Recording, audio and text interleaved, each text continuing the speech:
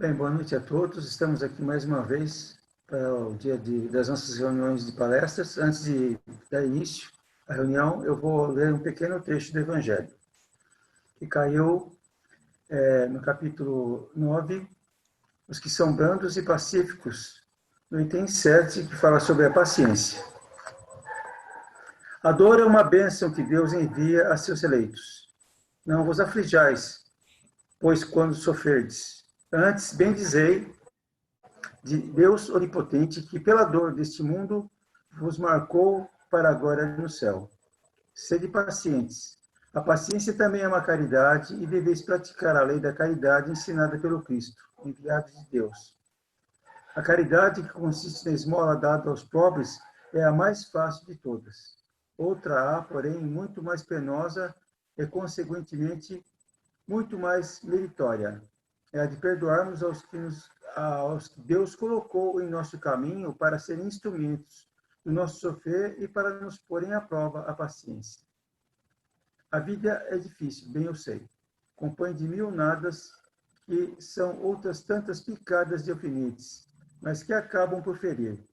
Se, porém, atentarmos nos deveres que nos são impostos, nas consolações e compensações que, por outro lado, recebemos, havemos de reconhecer que são as bênçãos muito mais numerosas do que as dores. O fardo parece menos pesado quando se olha para o alto do que quando se curva para a terra afronte. Coragem, amigos. Tendes no Cristo o vosso modelo. Mais sofreu ele do que qualquer de vós, e nada tinha que se penitenciar, ao passo que vós tendes de expiar o vosso passado e de vos fortalecer para o futuro. Sede, pois, pacientes, sede cristãos. Essa palavra resume tudo. Um espírito amigo abre 1862. Então, meus irmãos, nesse momento queremos agradecer a Deus, a Jesus, nosso mestre amado e irmão maior, aos mentores do nosso grupo Espírita Ninho de Amor e de Luz, por esse momento, por essa oportunidade de estarmos aqui reunidos mais uma vez para aprendermos com essa doutrina que tanto nos ampara e que tanto nos inspira. Agradecendo a Deus, vamos iniciar mais uma noite de palestras. Hoje, com o nosso irmão Edson Castanhete, lá de Sara, pode me ajudar Consolador aí. Prometido. Consolador Prometido, que já esteve na nossa sede física e agora, em função da pandemia, está retornando agora de maneira online e certamente trará um recado da noite de hoje que todos nós necessitamos. Fique à vontade, a plateia é toda sua. Muito obrigado. Obrigado, boa noite, pessoal. Boa noite àqueles que... Boa noite, bom dia, boa tarde, porque com certeza esse vídeo depois vai para ser postado na internet e pessoas tantas o virão em horários diferentes do dia. Mas o importante é que Jesus possa nos abençoar com as palavras baseadas sempre na doutrina espírita, para nos reconfortar e trazer acalento aos nossos corações. Eu vou colocar aqui no nosso vídeo. Todo mundo consegue ver? É o tema da nossa palestra, Quando a Morte nos Visita. Talvez seja, eu acredito, no meu humilde pensamento, que seja talvez um dos assuntos mais difíceis de falar dentro da doutrina espírita, porque ele traz consigo dor, perda, afastamento. Quando a gente olhar pura e simplesmente para o fato biológico que ali acontece.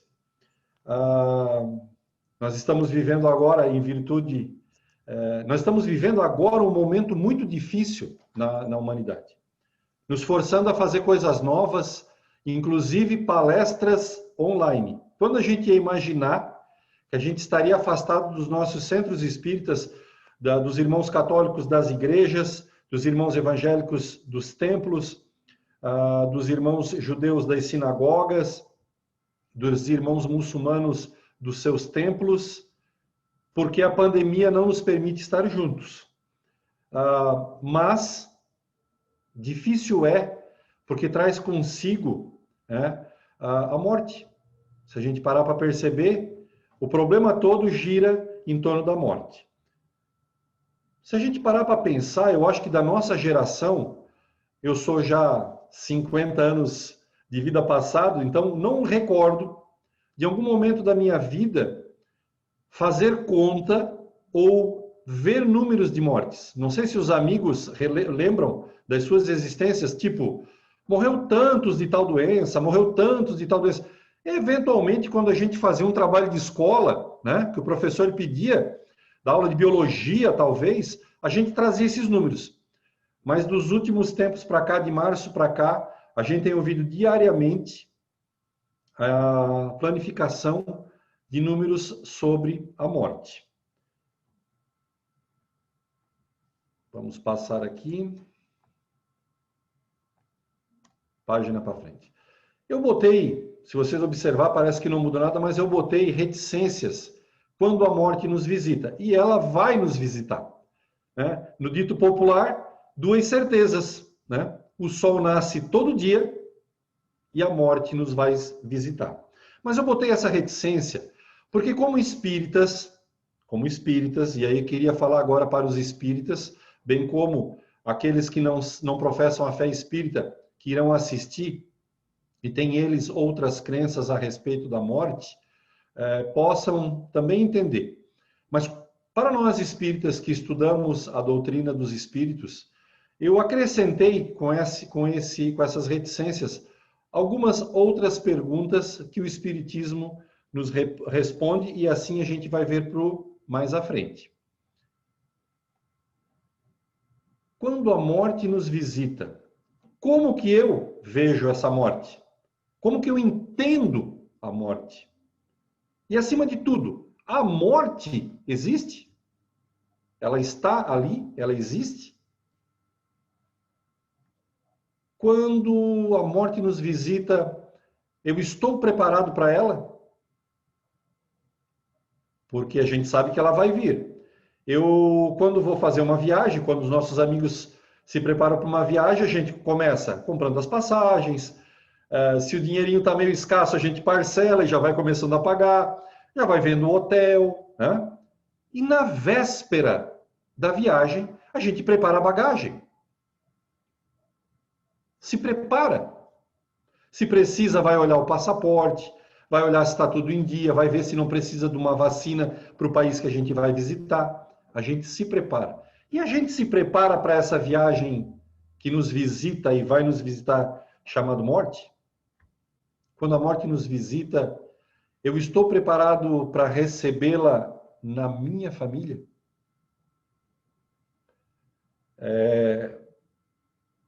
Talvez uma das dores mais difíceis para aqueles que ficam vivos, né? É acolher a morte na sua família, porque com certeza haverá a perda de um ente querido. Quando a morte nos visita, eu estou preparado para auxiliar aqueles envolvidos naquela morte? E quando a morte nos visita, eu faço uma pergunta. Normalmente a gente faz essa pergunta porque não crê em Deus. Por que para mim? Obviamente, se eu estou fazendo a pergunta, não sou eu que morri. Mas por que para mim? Por que ao meu entorno? Por que com aqueles que eu amo? Por que para mim?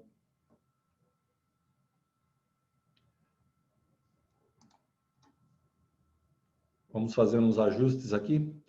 Então, na verdade, essas perguntas, elas são as perguntas, agora a princípio, retóricas.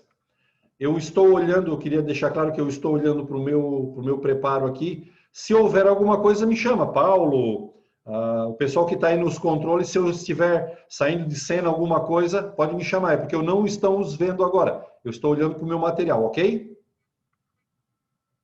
Ok, pessoal? Sim. Ok? É porque eu botei na tela o meu material para poder seguir, senão eu não consigo trabalhar, ok? Certo. Vamos lá. Você tirou Então, essas perguntas que eu acrescentei ao tema são perguntas retóricas, mas são perguntas que a gente se defronta nas nossas vidas, quando a morte chega. Na verdade, eu as quero responder com aquilo que o Espiritismo já nos trouxe, né, desde o Cristo, desde a vinda do Espiritismo, o que ele fala sobre a morte. No Novo Testamento, algumas passagens foram trazidas que fazem um enredo de que o Cristo, né, apesar de tudo, apesar de toda a sua magnificência, trouxe elementos que haviam morrido à vida, né?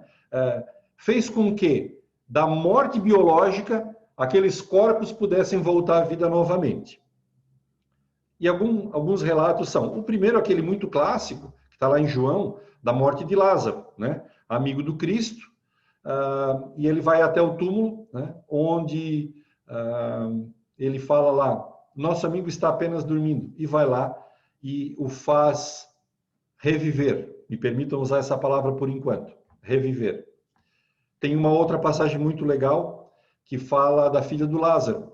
Um homem envolvido na sinagoga, a filha muito doente, ele procura o Cristo e diz, vai lá, mestre, vai lá, coloca a mão sobre ela, impõe as tuas mãos sobre elas e ela vai melhorar. E aí chegam os amigos dele e dizem assim, a tua filha já está morta. Não adianta mais tu ficar aqui incomodando o Cristo. E o Cristo com aquela voz mansa diz, não temas, apenas crê. Isso que é interessante, né? Apenas crê. Vai lá, impõe a mão sobre a menina e de uma forma muito característica a faz reviver. Uma outra passagem muito interessante no Novo Testamento, em Lucas, fala do filho da viúva de Naim. Estavam caminhando, saindo da cidade, no portal, e nisso ia entrando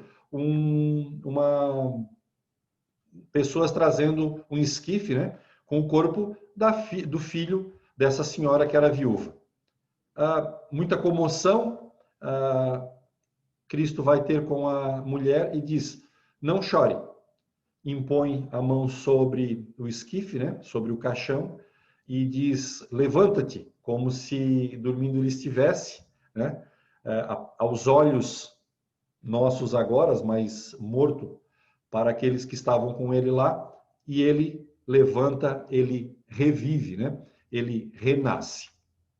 São 3 passagens que amigos nossos, companheiros nossos de outras fés, trazem momentos de ressuscitação, né? Mas a gente sabe, né? E a própria Gênese, né? O livro da Gênese, no capítulo 15, trata especificamente desses milagres do Cristo, supostos milagres do Cristo, milagres de ressurreição. Quando, na verdade, a gente sabe, agora estudando o Espiritismo, estudando a Gênese profundamente, principalmente, de que, havendo a morte do corpo biológico, a ruptura daquele fio, daquele cordão fluídico que liga o nosso espírito, perispírito, a esse corpo físico, havendo essa ruptura, não há maneira de voltar aquele corpo a viver. Porque é uma lei divina. Isso que temos que lembrar. É uma lei divina. E por ser lei divina, ela é imutável. Nem o Cristo, em toda no seu esplendor, não poderia mais trazer da morte física, do cordão fluídico rompido, um ser de volta àquele corpo. Então, a Gênese nos lembra e traz uma palavra muito emblemática, é letargia. A gente já sabe agora, com estudos da medicina, de que pessoas com algumas doenças, o corpo caracteriza-se, para quem não tem a forma de comprovar, a morte. O batimento cardíaco quase nada, movimento cerebral muito baixo, e tudo isso parece estar morto, mas não está. O corpo ainda está vivo. Então, esses 3 exemplos que a gente trouxe, para relembrar, porque quando a gente fala do Evangelho, a gente sempre vai ver o que o Cristo fez nas suas passagens. E supostamente, ele ressuscitou 3. Não. Na verdade, ele acordou dessa letargia esses 3 irmãos. Mas,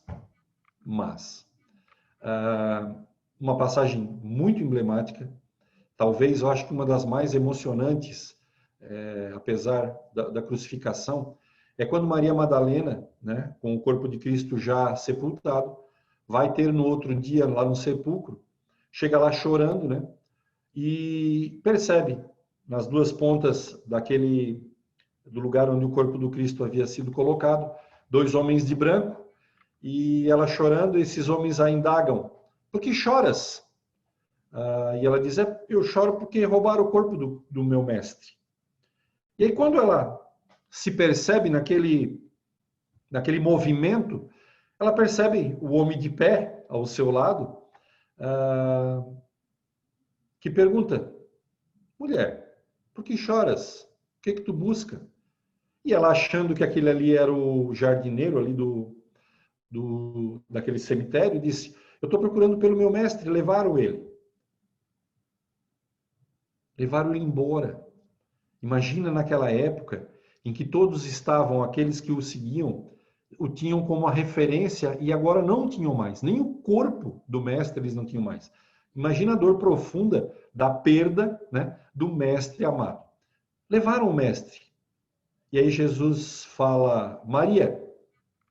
E aí ela percebe que é o mestre. Percebe ele em pé vivo, né? Tenta tocá-lo, ele diz: não me toca.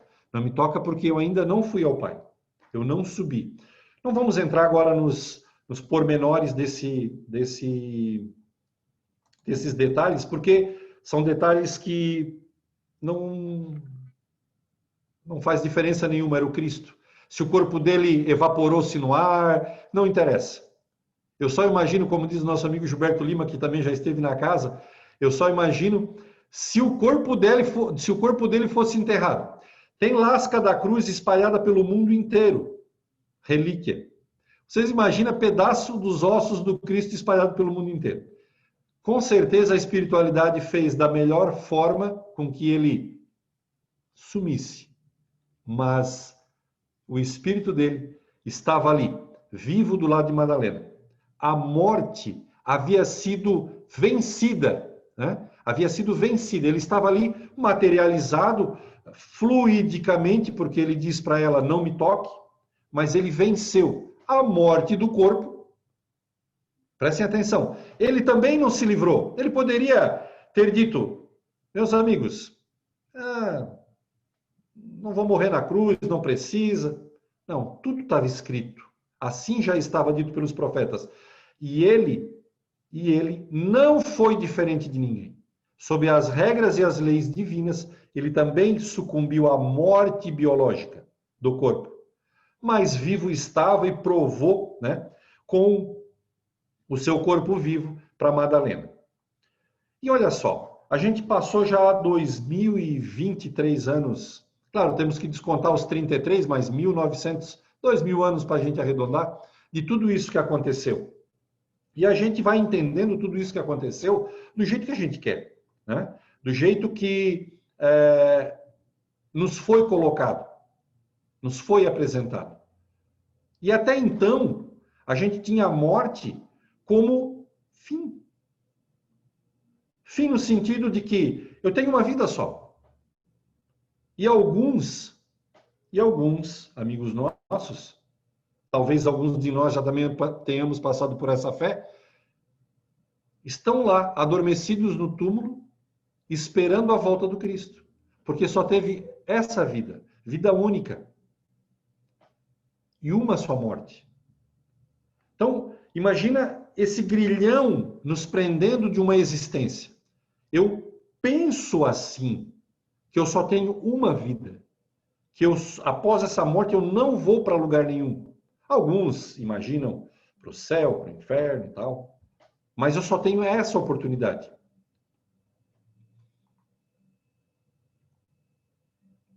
...160 anos atrás, graças a Deus, já predito pelo nosso querido Cristo, ele disse: eu enviarei o Consolador prometido para decifrar tudo aquilo que eu disse para vocês e vocês não entenderam. o Espiritismo nasce através do Pentateuco, dos 5 livros que Allan Kardec, junto com a espiritualidade, escrevem, né? Põem no papel os ensinamentos, e a partir daí, a partir desse momento, ele nos traz uma visão religiosa diferente. Como o Livro dos Espíritos mostra que a morte não é aquela separação, aquela ideia aterradora de que as pessoas se vão e tudo acaba. Eu nunca mais encontrarei aquele que estava comigo. No céu e inferno, com todos aqueles relatos que eles nos apresentam, mostra, pelos próprios relatos de cada um, todas as agonias que puderam ser vividas aqui na Terra e se permitiram viver, e as agonias que estão vivendo lá, e as situações boas que viveram aqui, e as situações boas que já estão vivendo no plano espiritual, mostrando para nós que a morte não acaba, ela é apenas uma transição. O corpo, sim. A parte biológica, sim. Né?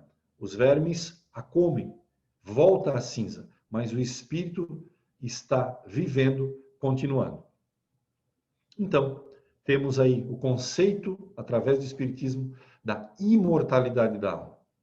Basicamente, em outras fés religiosas, a gente não fala da imortalidade da alma como imortalidade da alma, a gente fala que existe. Né? Por quê? Se em algumas religiões a gente reza para os santos, né? Já rezamos, né? Eu estudei no seminário, a gente reza para os santos, a gente reza para Deus, a gente reza para o Cristo, a gente sabe então que eles estão em algum lugar. Então eles estão vivos, né? Então, só que não essa imortalidade da alma no sentido de que uma vez só. O Espiritismo nos traz a imortalidade da alma como um ciclo, né?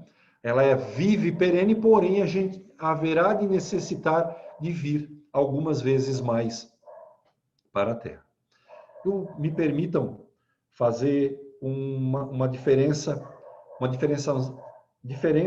agora de 2 momentos. Do momento religioso doutrinário sobre a morte e do momento sentimento e solidariedade. Por quê? Como eu falei, a gente tem visto agora inúmeros números, né, de mortes pelo mundo. A gente não estava familiarizado com esse número. A gente não estava familiarizado com números de mortos. Todo dia morre gente, mas morre longe, não morre aqui. Eventualmente alguém morre perto da gente, mas normalmente morre longe. Então, mas quando morre perto, há o sentimento religioso e a solidariedade a ser revisto.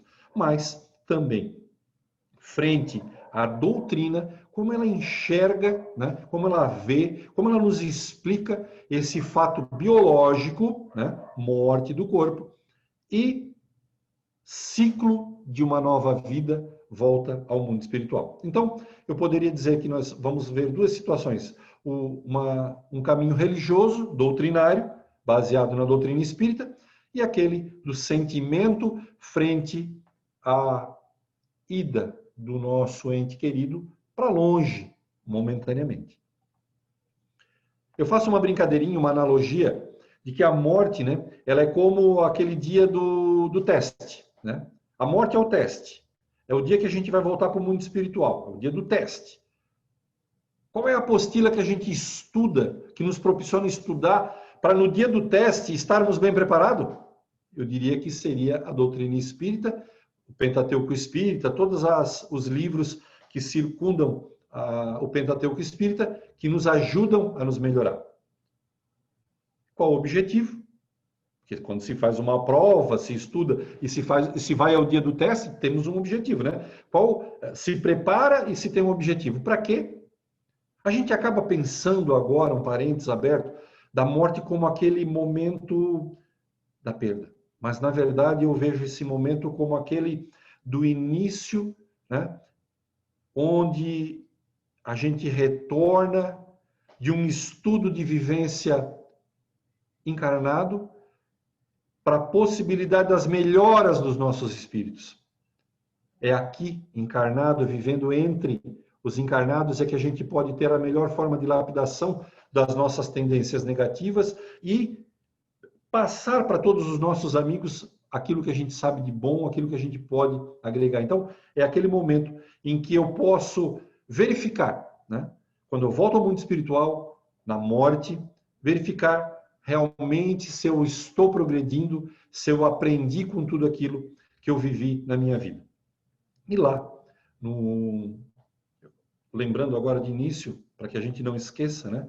Está lá, num dos princípios, no segundo princípio da doutrina espírita, a imortalidade da alma. Então, a alma eterna. Isso, falando para a espírita, é redundante, né? Mas a gente tem que lembrar.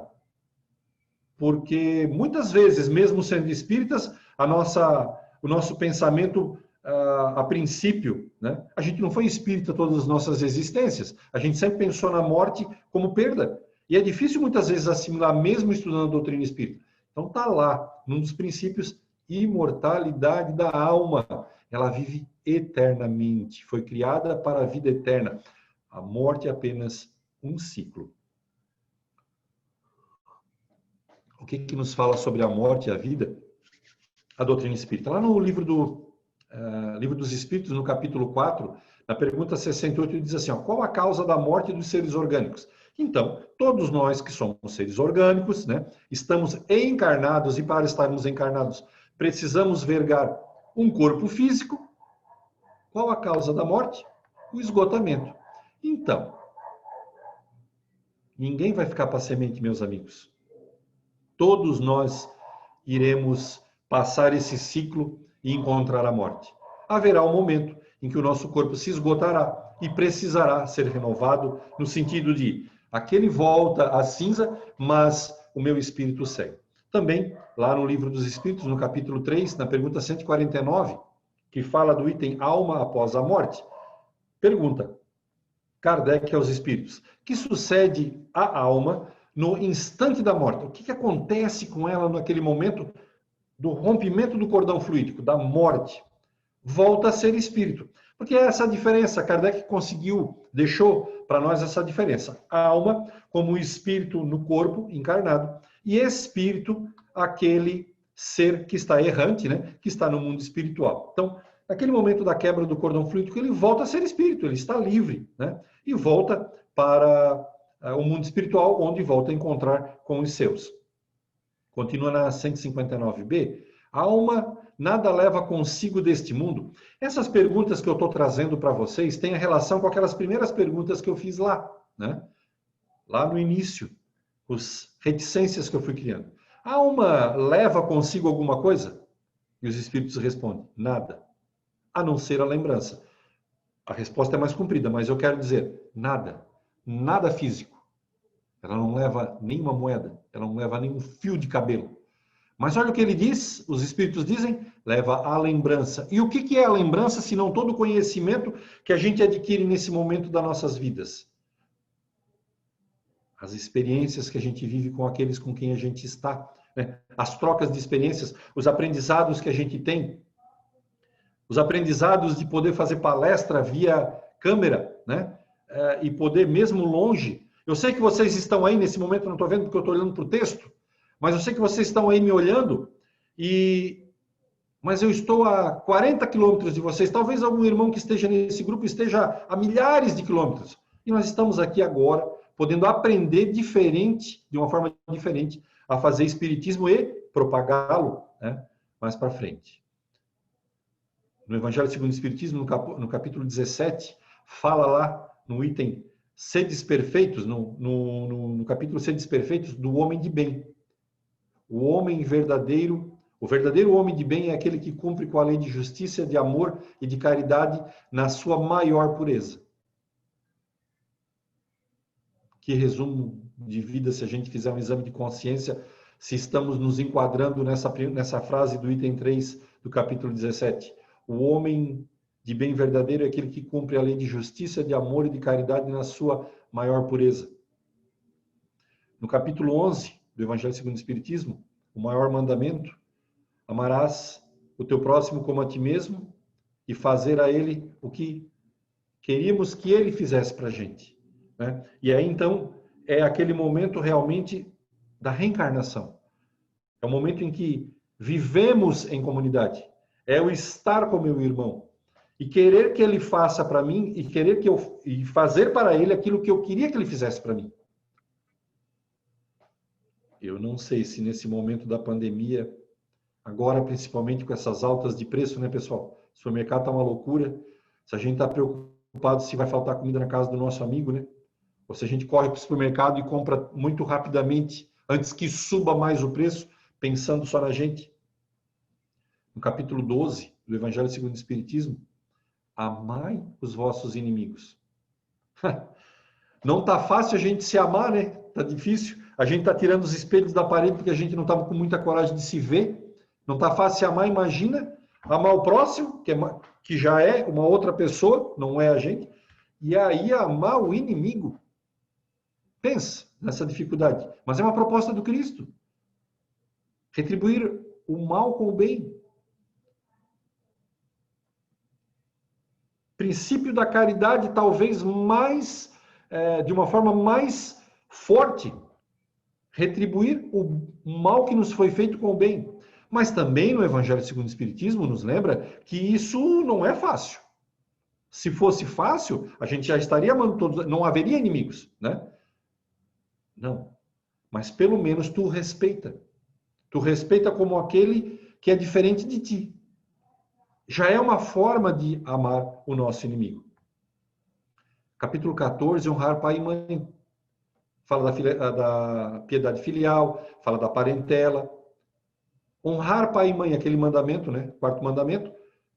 Como que está o nosso relacionamento com pai, mãe, nas nossas vidas, filhos? Mas o que tem a ver isso com morte, Edson? Parece que tu está indo para um caminho. Não. Eu estou tentando responder as perguntas das reticências. São as relações das nossas vidas.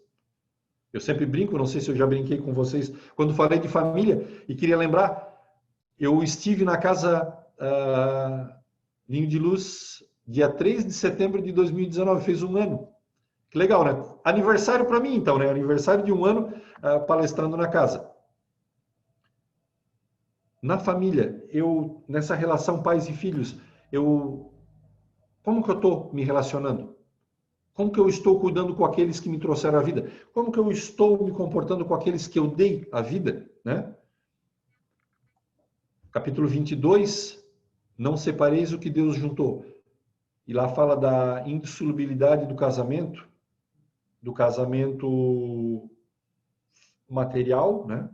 Da junção de corpos, de contratos que se faz com pessoas para viverem juntas, mas também daquele encontro das almas, né?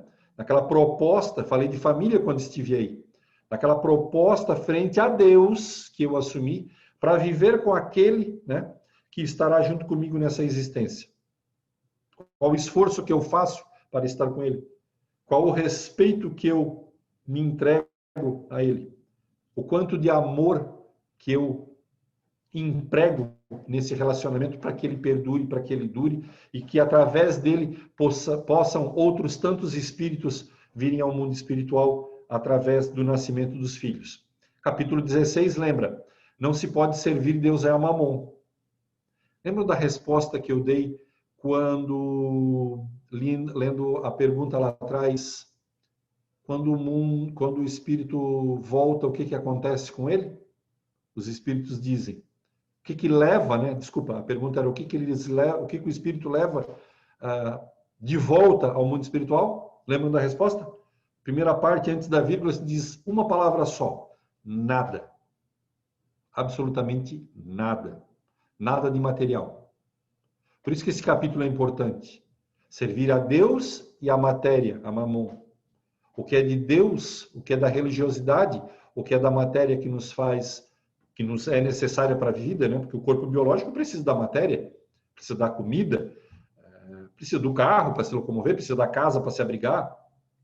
Mas quanto de peso eu coloco naquilo que supostamente eu vou levar, né? E não vou levar, que são as partes materiais, e não me preocupo com aquela que, na resposta, depois da vírgula, diz lembrança naquilo que eu vou aprender, que eu vou levar para a vida espiritual. Quanto que eu estou servindo a Deus ou servindo a Mamon? Ou servindo a matéria?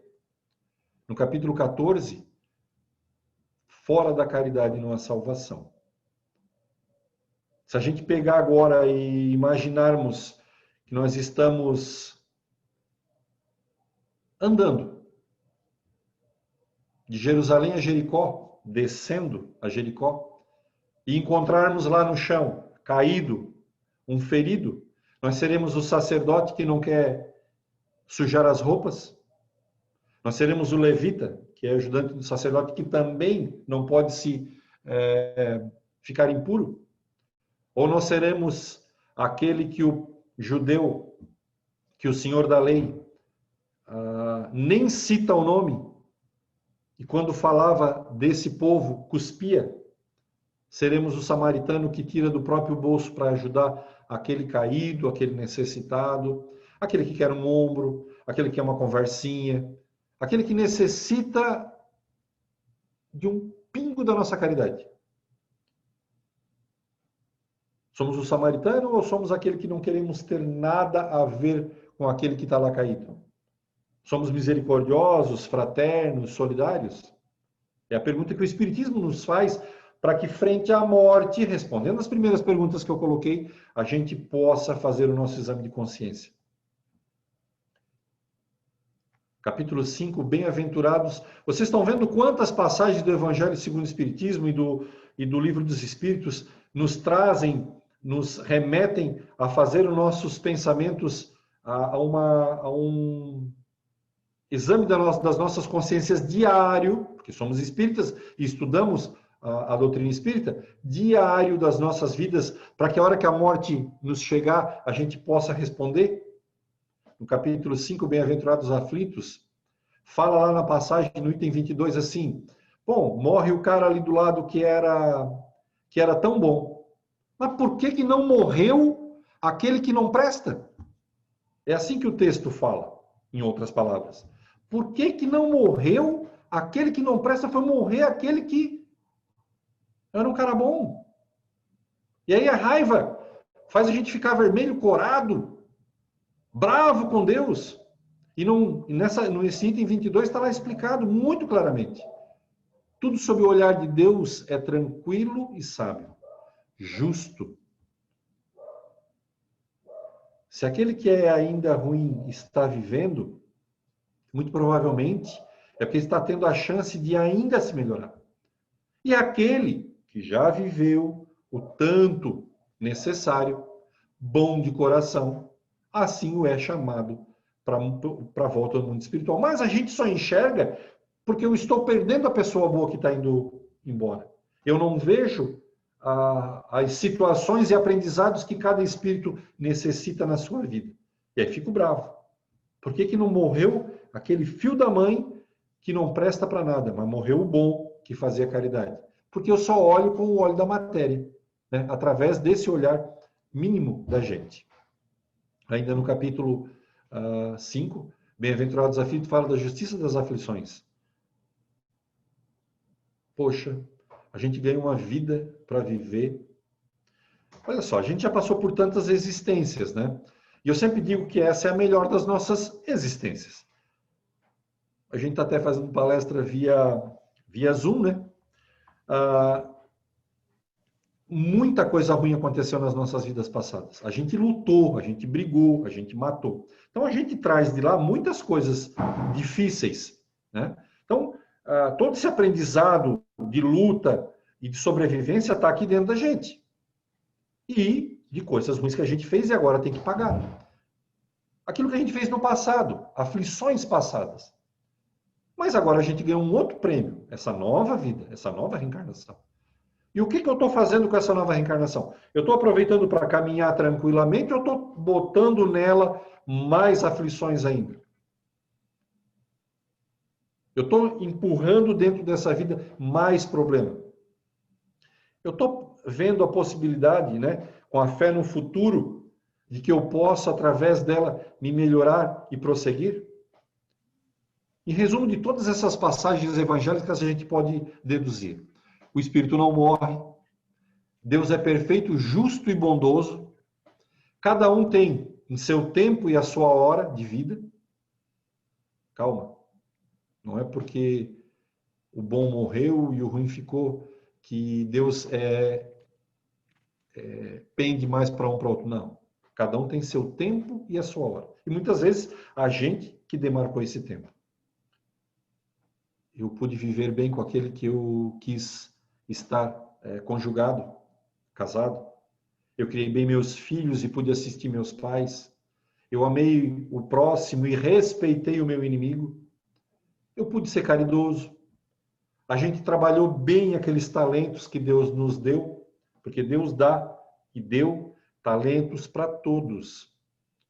Uns para fazer programa de rádio, né, Paulo? Outros para poder a gente perder o programa Dimensão Espírita e começar a mexer com transmissão no Facebook para quando chegar a pandemia, a gente poder transmitir palestras e poder ajudar.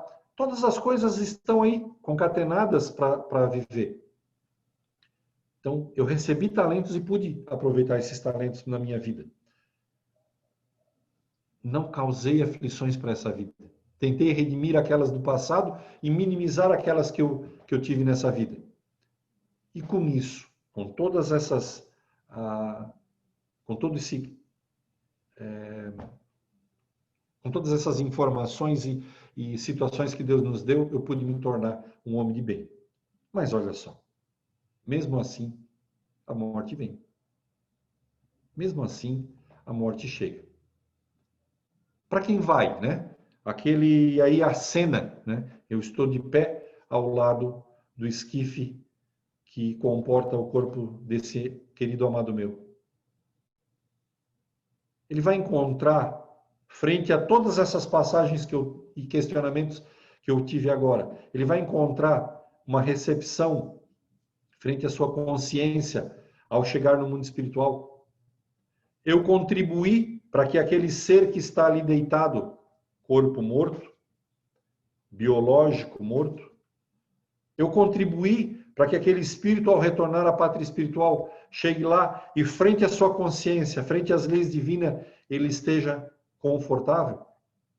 E para eu, que estou ali de pé, vivo biologicamente, minha consciência me permite ficar tranquilo porque eu a ele dediquei o bom de mim, o melhor de mim.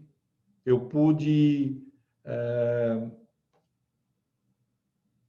ensinar, contribuir com a vida dele.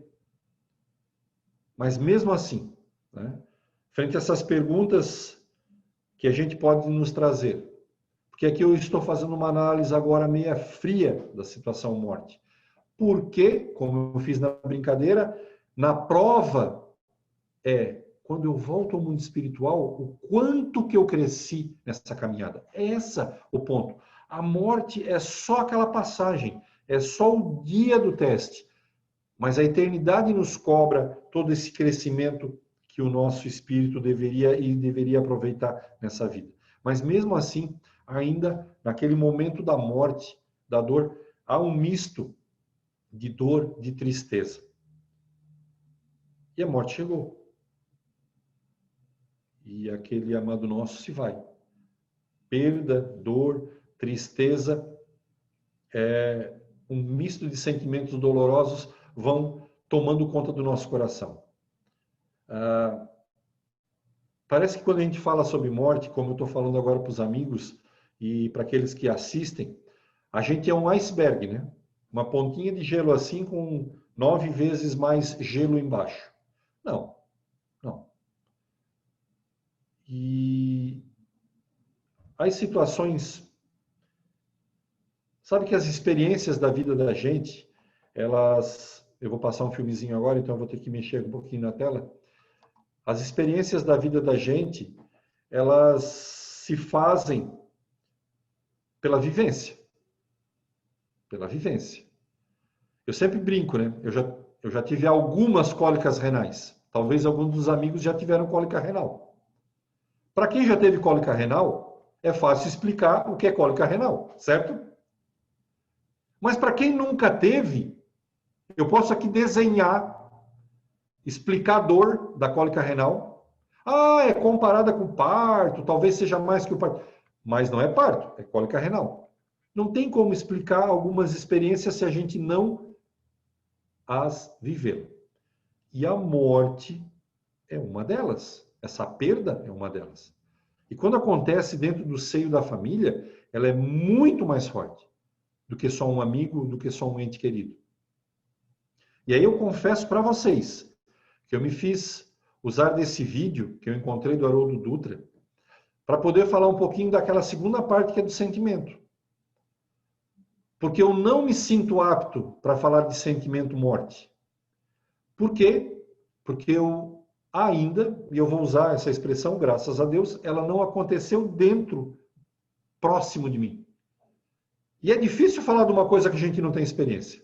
Quando a gente vê palestrantes falar de coisas que eles não viveram, experiências que não foram vividas, a gente percebe de longe que há uma inverdade naquilo que ele esteja falando. Mas quando aquele que a gente está assistindo fala de experiências que ele viveu, que ele sentiu, que ele chorou, que ele riu, que ele suou, aí sim a gente percebe que tem verdade, porque ele esteve lá. E eu não me senti apto para falar de sentimento, daquele sentimento da perda, porque, graças a Deus, eu sei que eu vou viver, mas eu não vivi. E eu queria passar esse filmezinho, eu vou disparar ele aqui, porque Haroldo Dutra consegue traduzir bem essa parte do sentimento, porque a gente não é iceberg. A espiritualidade nos dá todo o aparato doutrinário para entender morte, mas a gente é alma, a gente é cuore, a gente é coração, a gente é sentimento. A gente não é iceberg. Falar de morte não é só vir aqui dar uma palestra e dizer que é fácil aceitar. Não, não é fácil. É extremamente difícil. Inclusive para nós espíritas. Porque é um sentimento muito dolorido. E aí está ligado a muita coisa que a gente já viveu no passado. Vou disparar aqui. Deixa eu só dar uma pausa, porque senão... Calma. Ok. Deixa eu publicar. Onde estamos? Aqui. Ué. Aqui.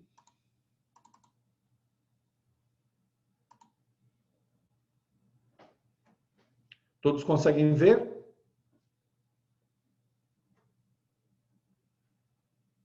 Sim. Eu me lembro de uma frase de Gandhi que ele dizia assim: a verdade é resistente como um diamante, mas delicada como a flor de um pessegueiro. Eu, uma vez, olhei para essa flor do pessegueiro, ela é realmente extremamente delicada. Uma pessoa que sofre uma perda desse porte, uma perda de um filho na idade infantil, a última coisa que ela está precisando, talvez, é de verdades duras, ou de doutrinação dogmática. Essa pessoa está precisando de empatia, de você sentir junto, compartilhar com ela, e mostrar de forma carinhosa que nós somos espíritos imortais. Somos espíritos imortais.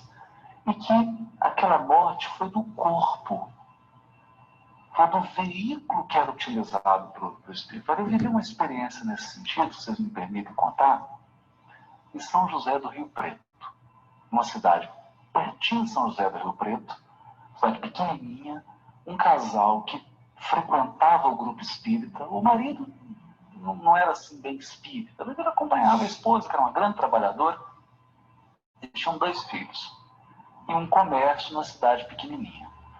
Uma quadrilha invadiu essa cidade pequena e ficou monitorando a atividade deles. Descobriu que ao entardecer eles pegavam o dinheiro do armazém que era vendido e levavam para um sítio, que eles moravam num sítio próximo. Eles monitoraram. Quando eles foram para o sítio, a quadrilha invadiu, o pai estava descascando laranja na porta do sítio, eles metralharam o pai caiu no chão, ensanguentado, eles entraram, o filho resistiu, e eles atiraram também no filho, pegaram o dinheiro e saíram correndo.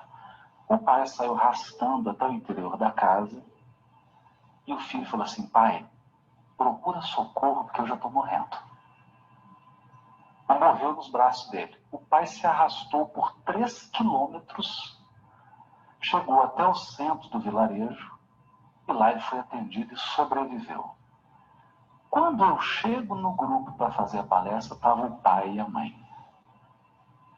O pai olhou para mim, começou a chorar e falou assim: fala alguma coisa para mim.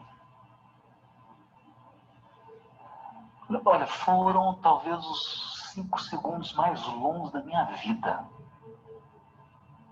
Porque depois de 22 anos de espiritismo, há 22 anos eu sou espírita, graças a Deus, eu fiquei sem palavras. Então eu dei um abraço nele e falei assim: nada que eu fale agora vai aliviar a sua dor. Mas eu não posso deixar de dizer: seu filho vive. Seu filho está vivo. E foi uma coisa tão interessante, porque isso eu falei, tinha acabado a palestra. Eu falei, ele começou a chorar, a mãe chorar, foi aquela emoção grande, e chegou, nesse momento, chegou a noiva do rapaz. O rapaz estava noivo. E falou para mim assim: olha,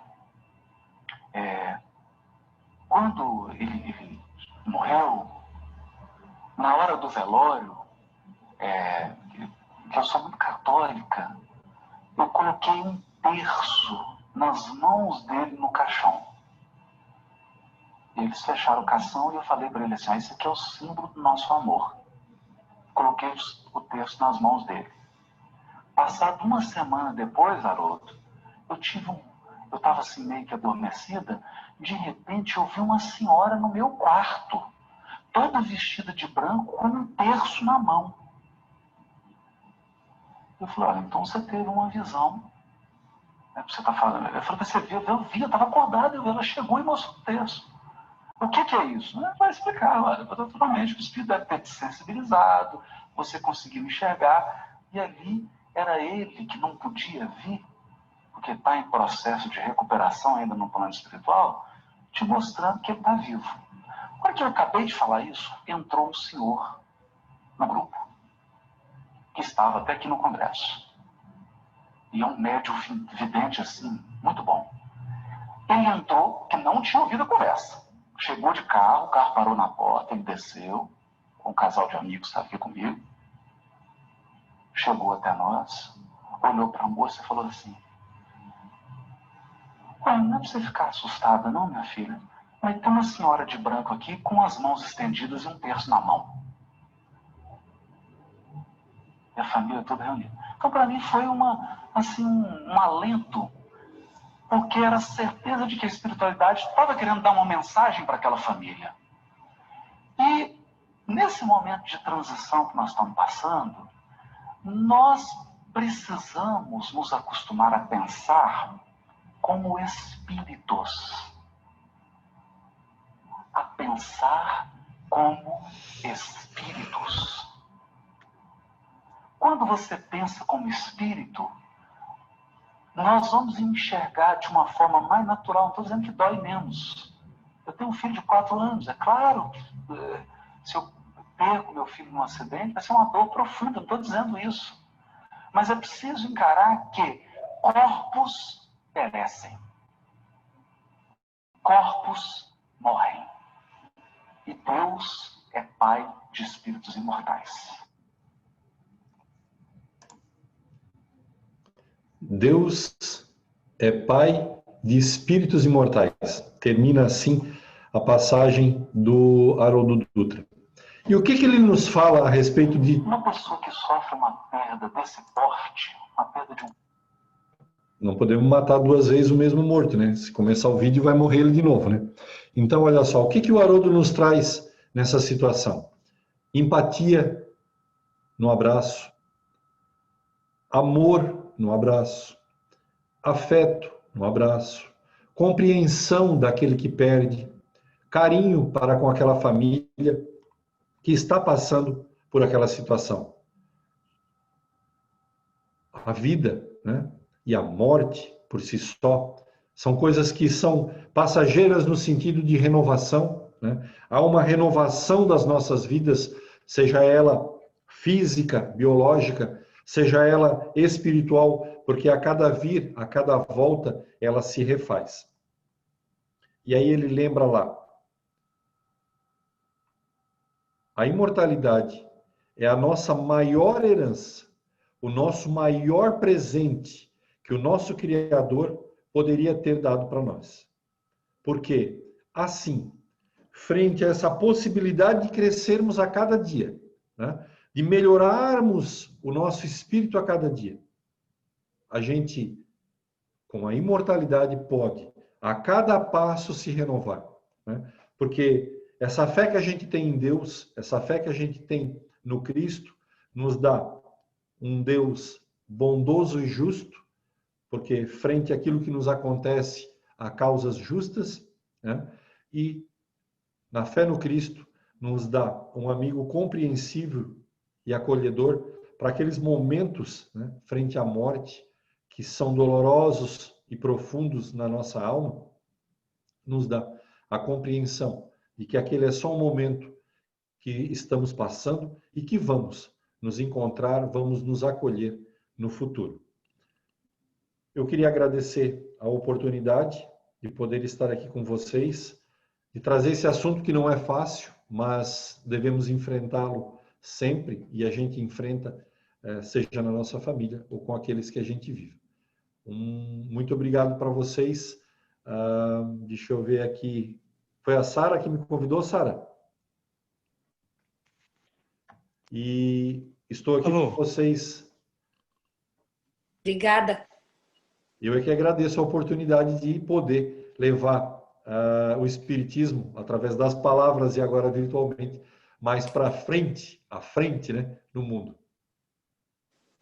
Gratidão. Então, Edson, agradecemos aí o teu ensinamento da noite de hoje, que você proporcionou através dos teus estudos. E nesse momento realmente de pandemia, esse vídeo também do Haroldo Dutra nos inspirando a pensar como espíritos, né? Porque o espírito é eterno, estamos aqui de passagem. De certa forma, já é uma preparação para o nosso retorno espiritual, né? Levando aquilo que a gente pode levar, né? As lembranças, os nossos experiências, os nossos pensamentos, porque tudo de material acaba ficando aqui, a gente não leva nada. Então, que essas experiências boas que a gente está tendo, e mesmo as ruins, né? A gente aprende com isso, né? Aí hoje eu vi uma coisa importante que eu acho que era até bom divulgar aqui, falar da preocupação que nós espíritas devemos ter com essa questão da morte, porque em Itajaí eles estão criando um telefone para as pessoas que perderam familiares ou que tiveram esse trauma em função dessa pandemia. A gente sabe que tem famílias aí que morreram 2, 3, 4, 5 pessoas na família e certamente elas precisam daquela ajuda de consolo espiritual, de palavra amiga. Elas não querem saber de ajuda financeira ou qualquer outro tipo de coisa, que é realmente um acalento, né? Então, eles criaram um número, quase igual aquele também que nós estamos no Setembro Amarelo agora, que é a preocupação do suicídio, né? Que também tem telefones específicos, Centro de Valorização da Vida e tudo mais, mas tem telefones também que estão preocupados com as pessoas que perderam seus familiares e acabaram também perdendo emprego, estão numa situação difícil e tantas outras coisas, é um somatório, né? E realmente a doutrina espírita, como você falou, o Pentateuco, ele nos traz muita base, muita informação, a gente possa estar muitas vezes se valendo delas para ajudar essas pessoas, né? Obrigado mesmo pela noite de hoje, né? E uma nova oportunidade, vamos estar juntos aí. Pode falar, Zé, se você quiser aproveitar o gancho para falar alguma coisa, a gente tocou num assunto aí, né? Fique à vontade. Os trabalhos nossos ficaram meio conturbados nesse momento da pandemia, né? A Casa Espírita não funciona mais, né? A gente conseguiu congregar pessoas, nós, amigos, nas palestras, né? De forma virtual.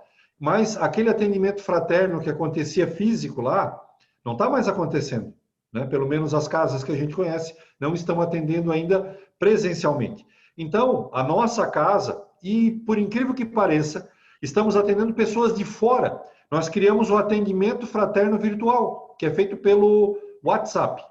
Se depois vocês me permitirem, eu vou colocar aqui, eu vou botar no share a logo com o telefone, porque assim, também as pessoas muitas vezes se sentem um pouco constrangidas em falar com pessoas conhecidas e tal. Então, nos envie, né, o contato, ou passe o nosso contato para elas podem falar com pessoas estranhas, das suas dores, dos seus momentos, das suas perdas, né, como o Luiz falou agora, então a gente está perdendo gente, né?